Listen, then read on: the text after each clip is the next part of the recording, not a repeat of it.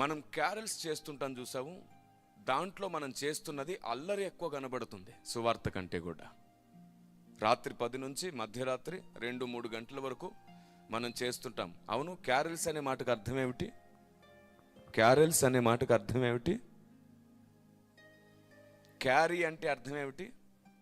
మోయడం. Else అంటే వార్త. Anything else అంటుంటారు, అంటే ఇంకేమైనా సంగతులు ఉన్నాయా? క్యారల్స్ అంటే వార్తను మోయుట. ఓ కంజర పట్టుకొనో, ఓ డప్పు కొట్టుకొనో,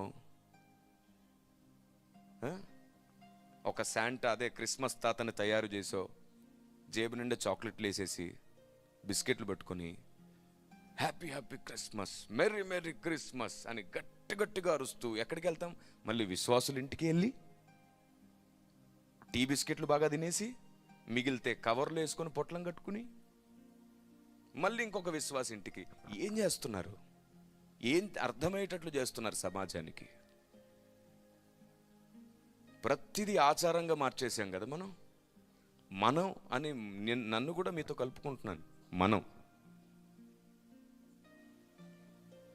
పొరపాటు ఎవరితో ఒక్కరితో జరగలేదు. తాతల నాటి నుంచి అందరం కలిసి చేసుకున్నాం ఇదంతా.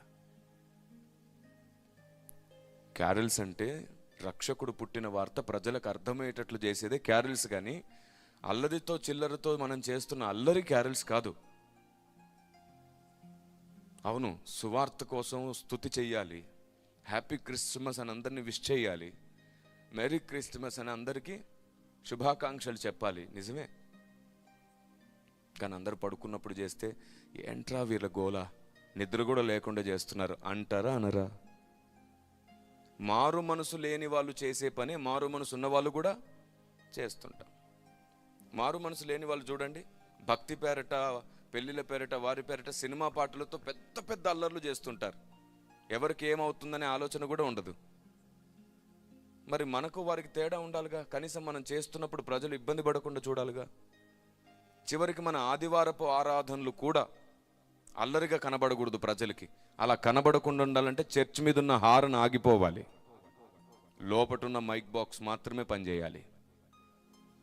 మీరు చెప్పండి, మనం చేసే ఆరాధన ప్రజలకు వినబడాలా? పోనీ సంఘానికి దేవుడు బోధించే బోధ ప్రజలకు వినబడాలా? లేదు. ప్రజలకు సువార్త వినబడాలి, బోధ సంఘానికి మాత్రమే వినబడాలి. ముత్యములు కదా, మీకు తెలుసు కదా. మళ్ళీ ఇప్పుడు నేను చెప్పగా ఇంకొకరు వినాల్సిన పని ఏంటి? కిచ్చిడి చేయకండి. దేవుని సేవ పద్ధతులను, సంఘ నియమాలను కిచ్చిడి చేసి పడేయకండి. ప్రతి దానికి సమయం కలదు, వివాదాలు లేకుండా పని జరుగుతుంది. అప్పుడు మనం ప్రార్థన చేయడం కూడా ఇంకొకరికి అభ్యంతరం కాకూడదు. అప్పుడే సువార్త ప్రజలకు అర్థమవుతుంది. 4 గంటలకే చర్చ్ మీద హారన్ ఆన్ అయిపోయి కొందరు విశ్వాసులు ప్రార్థన చేసేస్తుంటారు, కొందరు ప్రార్థన చేస్తుంటారు, బోర్మని ఏడ్చేస్తూ ప్రార్థన చేస్తుంటారు. భారతదేశంలో ముఖ్యంగా మన గ్రామాల్లో ఉదయం ఏడుపులు వినాలని ఎవ్వరు అనుకోరు. మనమేమో అందరి క్షేమం కోసం ఏడిచి ప్రార్థిస్తాం. ఆ కన్నీరు, ఆ వేదన దేవునికి వినబడితే చాలు, గ్రామంలో ఆశ్చర్యమైన కార్యములు దేవుడు చేస్తాడు. మనం అందరికీ వినబడేటట్లు చేస్తాం. వాళ్ళు పొద్దున ఏమిట్రా ఈ భయంకరమైన ఏడుపులు, పైగా హారన్లు ఎలా వినబడుతుంది? చర్చ్ పక్కనే ఇండ్లున్నాయి అనుకోండి, ఇంకంతే సంగతులు. వారు బతిమాలుకుంటారు, అయ్యా దయచేసి ఆ హారన్ ఆపండి, మా పిల్లలు భయపడిపోతున్నారు. ఇప్పుడు చెప్పండి, మనం చేసే మంచి పని కూడా చెడుగా మారుతుందా లేదా? వాళ్ళకి అపార్థమైపోతున్నాం ఇలాంటివన్నీ చేసి. ఎక్కడైనా చర్చికి స్థలం కావాలంటే వాళ్ళు చేతులు ఎత్తున్నారు, మీకు దండమయ్యా, మీకు చర్చికి స్థలం మేము ఇచ్చామంటే అమ్మినందుకు మమ్మల్ని ఆ ఇరుగు పొరుగు తిట్టుకుంటారు. ఎందుకంటే మీరు ఉదయం ప్రార్థిస్తారు, మధ్యాహ్నాలు, సాయంత్రాలు, ఆల్నైట్లు, అవి ఇవి అని అల్లరి చేస్తుంటే మా వల్ల కాదంటారు వాళ్ళు. కానీ మనం చేసేది అల్లరి కాదు, అందరి క్షేమం కోసం. కన్నీటి వేదన అని వారికి అర్థం కావాలంటే అనవసరమైన చోట ఆపాలి. చర్చ్ మీద హారన్ ఉంటే సువార్త వినబడినప్పుడే అది ఆన్ అవ్వాలి. ఆరాధన చేసేటప్పుడు, మనం దేవుణ్ణి పాడి స్తుతించేటప్పుడు అది ఆన్ చేయక్కర్లేదు. మనం ఇదంతా ఆలోచించంగా. వింటే వాళ్ళకి ఏదో క్షేమం అనుకుంటాం. వింటే కాదు, వాళ్ళకి అర్థమైతేనే క్షేమం, అపార్థమైతే క్షేమం కాదు.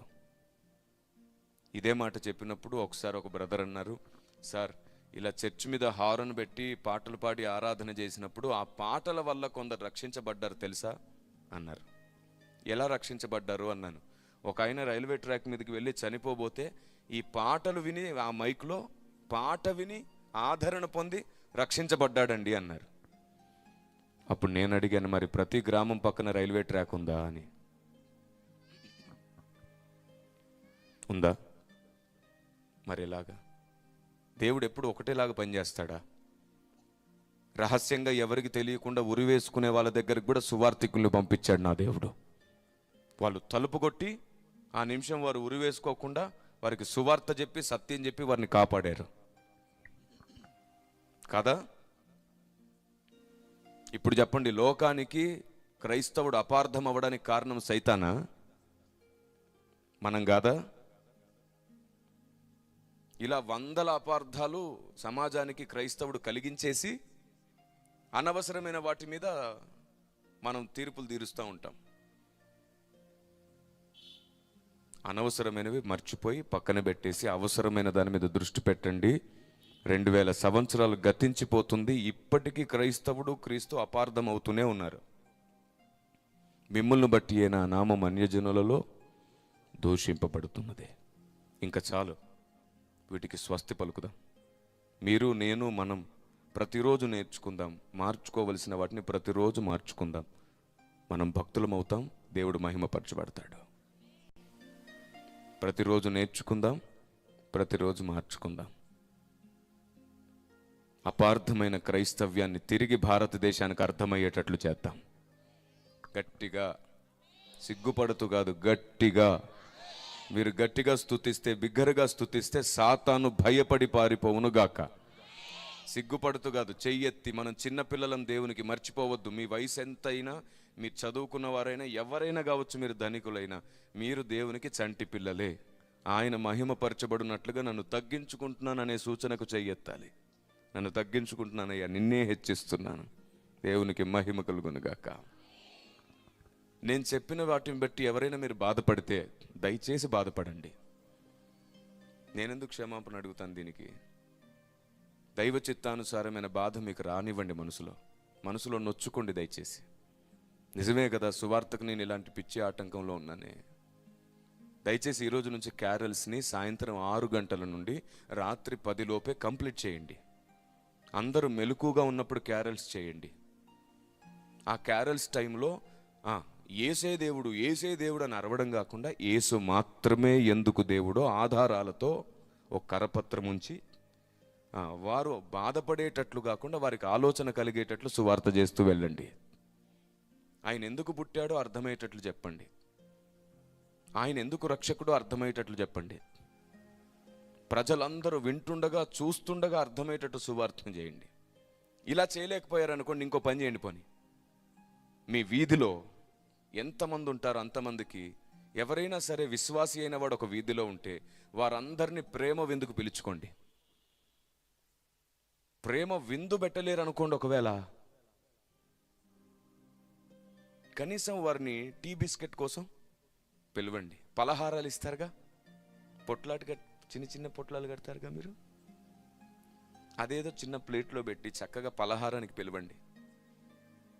అలా వచ్చిన వ్యక్తులకి దేవుడు అంటే ఏంటో, మతం అంటే ఏంటో, ఆచారం ఏమిటో, సాంప్రదాయం ఏమిటో, మారు మనసు ఏమిటో, పునరుద్ధానం ఏమిటో, రక్షణ అంటే ఏమిటో, పాప విమోచన అంటే ఏమిటో అర్థమయ్యేటట్టు చెప్పండి.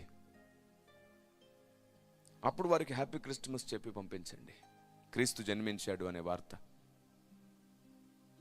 క్రీస్తు మతం మార్చడానికి రాలేదు, కులాలు, ఆచారాలు, సాంప్రదాయాలు మార్చడానికి రాలేదు, మనిషిని పాపము నుంచి విడిపించడానికి వచ్చాడు అనే విషయం అర్థమయ్యేటట్టు చెప్పండి. అలా ప్రతి విశ్వాసి తమ వీధి మొత్తానికి ప్రేమను పంచి సువార్త చేయండి. అంతకంటే గొప్ప క్యారల్స్ ఏముంది? ఇది కాదంట, తెల్లవారు వరకు అరిసి డప్పులు కొట్టి యవనస్తులు, పిల్లలు చిల్లరగా ఎగిరి గంతులేసి, అమ్మాయిలు అబ్బాయిలు ఒకరి కోసం ఒకరు వచ్చి, మళ్ళీ ఈ తుంటరి పనులన్నిటికీ మళ్ళీ క్యారల్స్ అనే పేరు ఒకటి. నేను క్యారల్స్ తప్పనట్ల, ఇలాంటి క్యారల్స్ వద్దంటున్నాను. ఇలాంటి క్యారల్స్ వద్దు. ఆచార సాంప్రదాయ క్రిస్టమస్ వద్దు. సువార్త భరితమైన క్రిస్టమస్ కలుగునుగాక, జరిగింతుముగాక. Amen. Gospel Christmas. Amen. Gospel Christmas. Christmas సంబరాలు సువార్తతోనే ప్రారంభం అవ్వాలి కదా. క్రీస్తు జనించాడనే సంబరం అంబరాన్ని అంటేలాగా ఉండాలని భక్తులు పాటలు రాసుకున్నారు. నిజంగానే అంత పెద్ద ఎత్తున ఆ ఆర్భాటంలో ప్రజలకు అర్థం అవ్వాలి దేవుడు.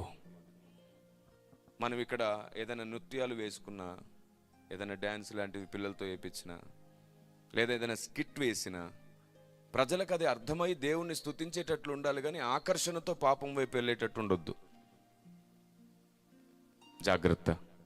మనం ఏది చేసినా ఆయనకు మహిమ కలిగేటట్లే జరుగునుగాక. మీరు ఇదే చెయ్యండి అదే చేయండి అని ఆంక్షలు పెట్టకుండా, మీరు ఏది చేసినా పరిశుద్ధాత్ముడు దుఃఖపడకుండా చేయండి చాలు. ఇలా ఆలోచించండి, గొప్పగా మీ ఆత్మీయ జీవితం వర్ధిల్లుతుంది. దేవునికి స్తోత్రం. 19 సంవత్సరాల నా సేవా అనుభవం. ఆమేన్. 19 సంవత్సరాల నా సేవా అనుభవంతో చెప్తున్నాను. సరిగ్గా ఇప్పుడు వచ్చే జూన్ నెల వస్తే 20 సంవత్సరాలు అన్నమాట. ఖచ్చితంగా దాదాపుగా 20 సంవత్సరాల నా అనుభవంతో చెప్తున్నాను. నేను 760 గ్రామాలు తిరిగి సువార్త చేశాను 10 సంవత్సరాల పాటు. ఇప్పుడు ఈ మిగతా 10 సంవత్సరాలు దేవుడు నన్ను దేశ విదేశాల్లో తిప్పి వాడుకుంటున్నాడు. కానీ ప్రారంభపు 10 సంవత్సరాలు గ్రామ పరిచర్య చేసిన అనుభవం నాకుంది. ఎవరెవరు ఎక్కడ ఎలాంటి అభ్యంతరాలను బట్టి క్రీస్తుని సువార్తను వ్యతిరేకిస్తున్నారో నేను దగ్గరగా చూశాను. వాటికి విరుగుడే ఈరోజు నేను అర్థమవుతూ చేస్తున్న సువార్త. దేవుని ప్రజ, మన పద్ధతులు మన విధానాలు మనకు నచ్చొచ్చు, కానీ కొన్నిసార్లు సమాజానికి అపార్థం అవుతుంటే దాన్ని కొంచెం సవరించుకొని క్రీస్తును పరిచయం చేద్దాం. పౌలు భక్తుడు సున్నతిని ఖండిస్తూ ఓ పత్రిక రాస్తే, అదే సున్నతి విషయంలో అభ్యంతరం కలిగి వీరు సువార్తనే వినలేకపోతున్నారని యూదులకు అభ్యంతరం కలగకుండాన్నట్లు సున్నతి అనే దాన్ని గట్టిగా ఆచారంగా పట్టుకొని నేను దాన్ని ఖండించడం కంటే పొందుట యందు ఏమీ లేదు, పొందకపోవుట యందు ఏమీ లేదని యూదులకు అభ్యంతరం తొలగించడానికి శిష్యులకు కూడా ఏం చేయించాడు? ఇప్పుడు సువార్త ముఖ్యమా ఆచారం ముఖ్యమా? కానీ మనం అలా పెట్టుకోగా, మాకు కొన్ని పద్ధతులు ఉన్నాయి సార్, మాకు కొన్ని ఆచారాలు ఉన్నాయి, అవి జరగాల్సిందే అంటాం. క్రైస్తవుడికి ఎలాంటి ఆచారాలు సాంప్రదాయాలు లేవు. క్రైస్తవుడికి బాధ్యతలు కర్తవ్యాలే ఉన్నాయి. మన జీవితం బాధ్యత కర్తవ్యం. ఎందుకంటే మనం క్రీస్తుతో సిలువ వేయబడ్డాం. సిలువ వేయబడి చనిపోయిన వాడికి ఆచారం ఏమిటి? మనకు ఆచారాలు కాదు ఉన్నది, మనకున్నది ఏమిటి? బాధ్యతలు ఉన్నాయి, పద్ధతులు ఉన్నాయి. స్తోత్రం కలుగునుగాక. మనకేమున్నాయి? బాధ్యతలున్నాయి. దేవునికి స్తోత్రం. Praise the Lord. ఎస్.